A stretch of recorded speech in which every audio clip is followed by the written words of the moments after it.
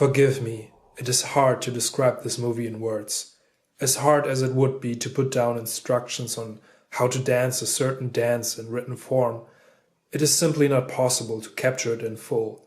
You'd have to do it, feel it, experience it for yourself. The 2018 remake of Suspiria has to be experienced, but beware, this movie will probably consume you and not the other way around. It is a tough watch, this has to be said up front. You will probably not enjoy it in your first encounter, cause it asks a lot of you. I have no doubt that this, much like Blade Runner 2049, will fail with most audiences. And to be honest, you shouldn't even see it sitting amongst a horror crowd. It certainly presents you with horrific moments that will shock and frighten you like few movies have before it. But even more certain I can say, this movie will disappoint you, bore you, maybe even make you laugh if you expect anything like the original from it. It isn't and won't be a horror classic. In fact, the perfect audience to watch this movie with would be a historian sitting to your left, a psychoanalyst sitting to your right, and maybe Quentin Tarantino sitting way in the back of the cinema, cheering the movie on and crying at the beauty of it, which he reportedly did do in real life upon first being presented the film by its director.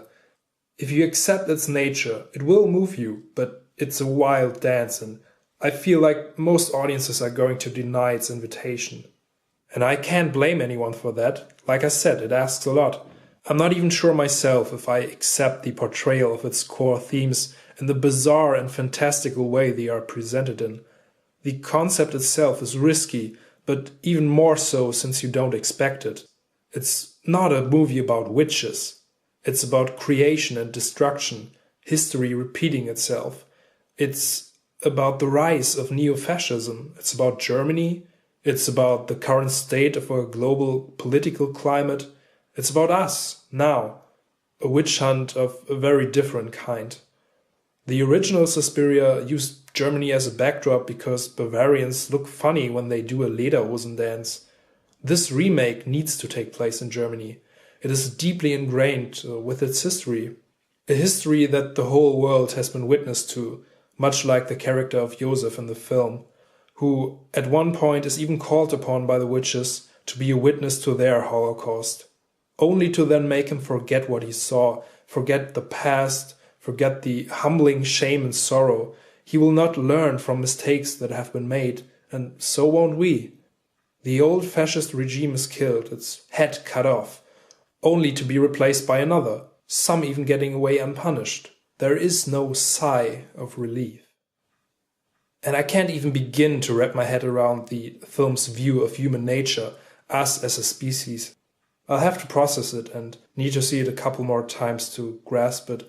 But yeah, leaving all the historical and political context aside, psychoanalysts will have a field day with this movie. It was made at the height of the Me Too movement and presents us with a through-and-through female-led world, devoid of any phallic power. We barely see men in the movie at all. They are mostly reduced to servants or background extras. Every male genitalia shown, and there are a couple, is presented as shriveled and pathetic.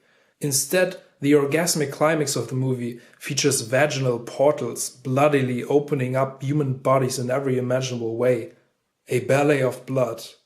The victims in the gruesomely orchestrated death scenes get their curves bent, their faces distorted, their beauty broken. Urine, spit and blood running down from between their legs. One of them even lactates in her final moments. The shape of the female anatomy is omnipresent and it manifests itself in the middle of the chest, the back of the neck, in the palm of our hands. Mother will take care of you now. Even on a meta level, the movie does not provide a single male figure to identify with, because the only male character, Dr. Josef Klemperer, is played by a woman. Arguably the best woman, Tilda Swinton, who's just amazing as always. She portrays several different characters, two of them in heavy prosthetic makeup, and is clearly having a ball doing so. I would say casting overall is one of the strongest aspects of the film. Just weird and interesting faces throughout. Every role is absolutely convincing, from the leads, the whole dance academy, to the shortest of appearances by an extra somewhere in the background of a dark tavern in late 70s Berlin. You really do believe this movie could have been made back in the day, and every filmmaking department gave its best to craft this unique experience.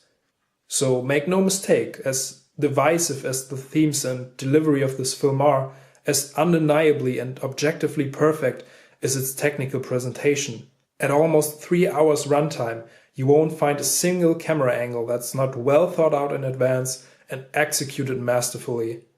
The editing, especially in the dancing scenes and disturbing dream sequences, is incredibly effective. The score by Radiohead's Tom York is otherworldly and hauntingly beautiful, at moments with its piano rendition even reminiscent of the score to a Studio Ghibli film. If you already listened to the soundtrack album beforehand and you feared some tracks might not be in the film itself, be assured it's all in there, vocals and everything, and it's played out in full, almost serving as little music video vignettes. That's one of the few, if not only, aspects it shares with Dario Argento's version, which did the same thing with the Goblin score back then. But its atmosphere and tone couldn't be further from the original. A fleeting shot of Dakota Johnson delicately putting on black leather gloves seems to be a lonely reminder of the giallo genre.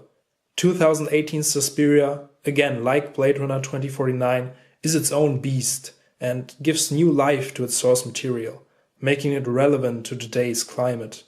I'm sure most people will enter this film with the wrong expectations and they'll leave it even more confused. But it can't be denied that it's this year's most interesting and thought-provoking film. So if we just get one of these multi-million-dollar masterpieces a year, there might still be hope for ambitious art films to survive the age of the superhero blockbuster. Ironically, these past two are both part of already established universes and franchises, but they overcome their heritage, learn from past mistakes, and manage to create new artistic visions. Original, bold, and provocative, like an exciting dance should be.